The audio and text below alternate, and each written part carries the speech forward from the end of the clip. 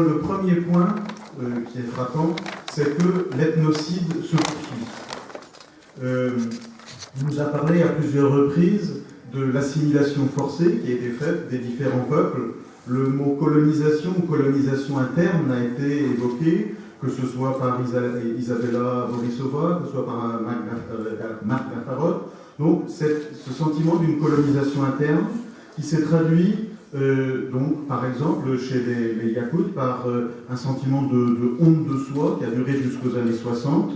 Et puis ensuite, il y a eu une prise de conscience. Et cette prise de conscience, eh bien, on a vraiment l'impression qu'elle a été universelle. Dans le monde entier, vers les années 70, il y a eu une espèce de prise de conscience très forte, que ce soit en Amérique, que ce soit au Québec, que ce soit chez les Amérindiens, que ce soit dans les pays de l'ex-bloc soviétique, que ce soit en Europe occidentale, il y a eu cette prise de conscience.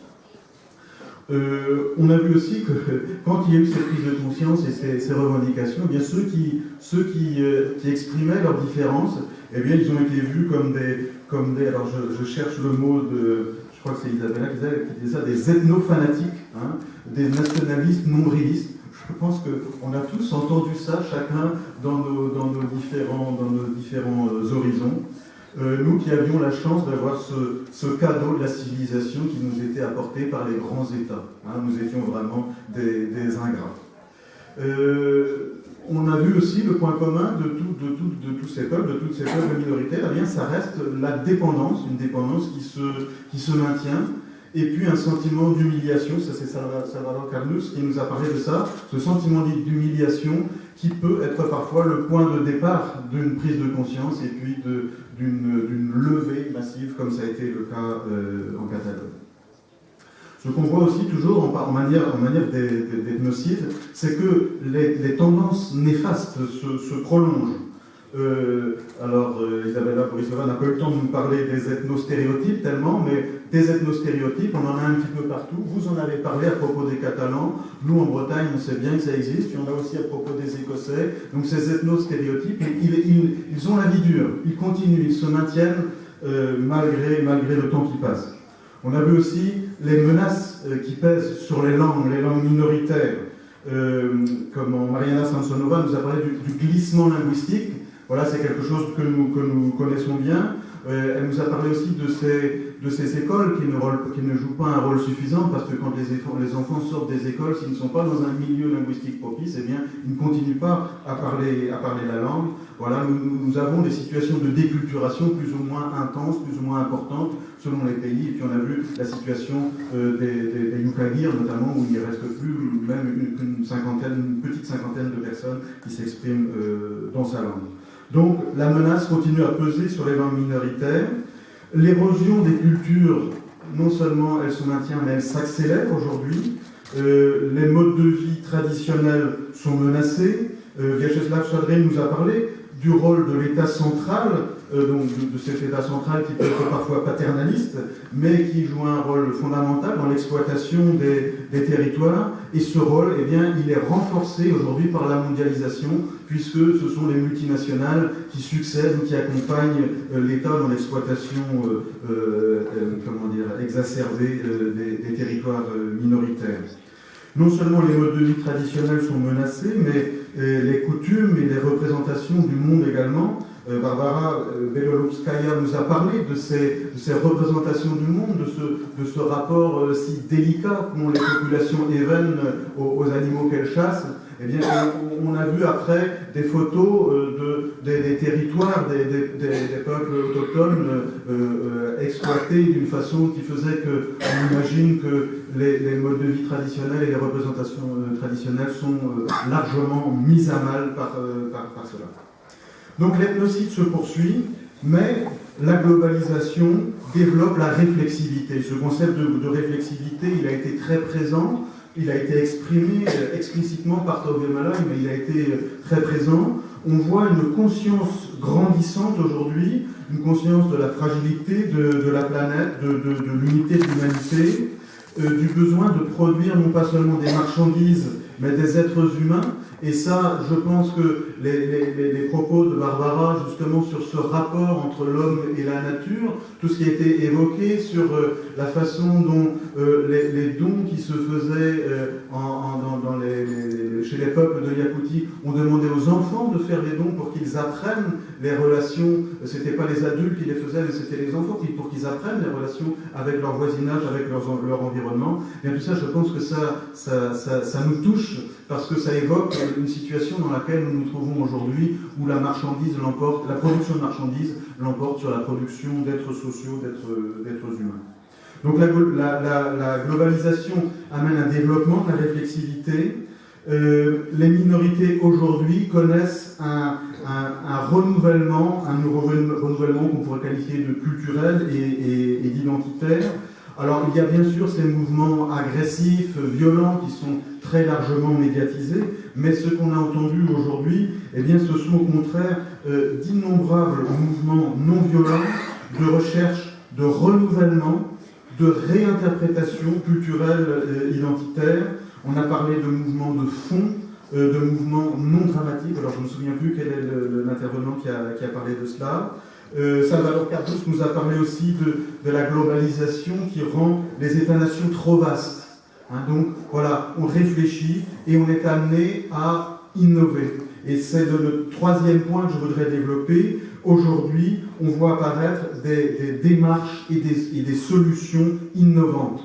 Alors il y avait déjà les autonomies et les quasi-États dont nous a parlé Alain Dikoff. C'est vrai qu'au Québec, en Catalogne, en Écosse, dans les Flandres, on a déjà une autonomie très avancée que ne connaissent pas d'autres peuples à travers le monde. Mais aujourd'hui, on constate deux poussées différentes et en même temps très proches. Une poussée, alors que je qualifierais de décentralisatrice, c'est peut-être pas le meilleur mot, qui est porteuse de projets, c'est-à-dire qui cherche à changer la société.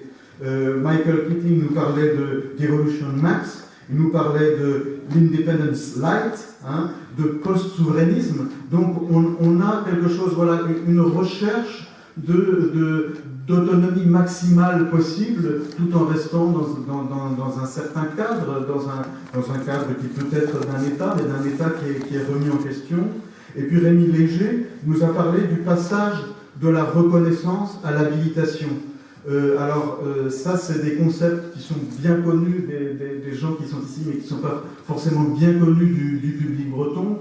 Le concept de reconnaissance, ça vient quand même de la philosophie, mais c'est un concept qui a été beaucoup creusé, notamment au Canada, et qui s'accompagne d'une politique de la différence. Et donc, ce que nous disait Rémi Léger, c'est que, voilà, aujourd'hui, les minorités, elles recherchent une habilitation, c'est-à-dire une capacité à agir, un pouvoir d'agir.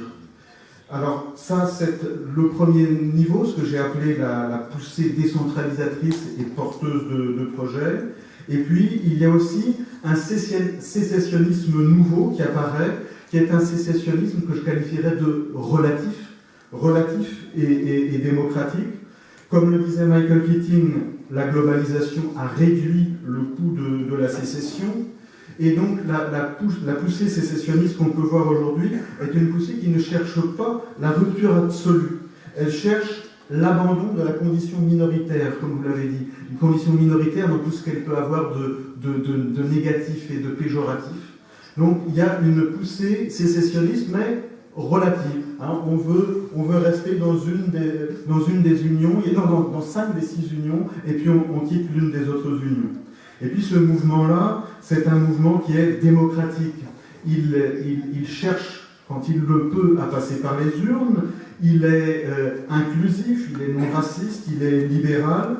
Et puis, il s'inclut dans une volonté de dialogue. Et ce terme de dialogue, il est venu à plusieurs reprises. Il est venu avec Vyacheslav Chadrin. Il est venu aussi avec David Bell, qui nous a parlé donc de l'égalité, du besoin d'égalité, de la recherche d'égalité comme un élément à la fois pour la recherche de l'indépendance écossaise, et puis c'est aussi la revendication des peuples autochtones. Finalement, vous savez, pendant un moment, il y a eu un long débat aux États-Unis, au Canada. On se demandait si les minorités avaient des revendications à part, si les communautés avaient des conceptions du monde complètement différentes des démocraties et des principes libéraux. Et puis finalement, ce dont on s'aperçoit, c'est que les minorités, elles veulent disposer de l'égalité. Elles veulent qu'on leur applique à elles les principes démocratiques.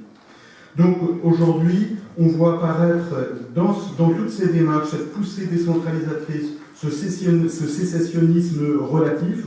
On voit apparaître aussi ce que Tove Malloy a appelé de nouveaux espaces pour la politique, de nouveaux discours citoyens. Ça s'accompagne aussi de tout un discours environnemental et écologique.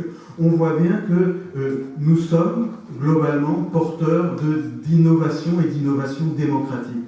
Alors je reviens maintenant pour finir à ce que nous disait Jean-Michel Le Boulanger quand il ouvrait tout à l'heure, quand il faisait l'une des premières interventions.